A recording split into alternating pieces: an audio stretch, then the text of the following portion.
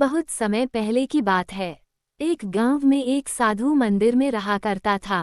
उनकी दिनचर्या रोजाना प्रभु की भक्ति कराना और आने जाने वाले लोगों को धर्म का उपदेश देना थी। गांव वाले भी जब भी मंदिर आते तो साधु को कुछ न कुछ दान में दे जाते थे।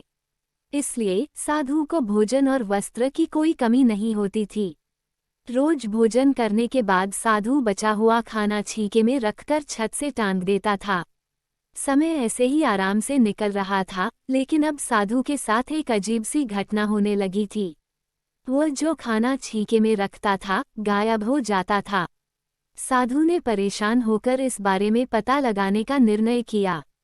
उसने रात को दरवाजे के पीछे से छिपकर देखा कि एक छोटा सा चूहा उसका भोजन निकालकर ले जाता है।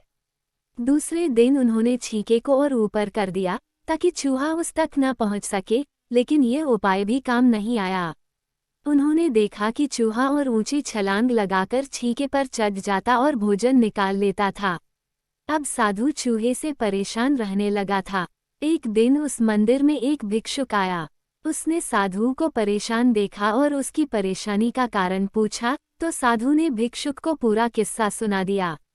भिक्षुक ने साधु से कहा कि सबसे पहले ये पता लगाना चाहिए कि चूहे में इतना ऊंचा उछलने की शक्ति कहाँ से आती है। उसी रात भिक्षुक और साधु दोनों ने मिलकर पता लगाना चाहा कि आखिर चूहा भोजन कहाँ ले जाता है। दोनों ने चुपके से चूहे का पीछा किया और देखा कि मंदिर के पीछे चूहे ने अपना बिल बनाया हुआ है।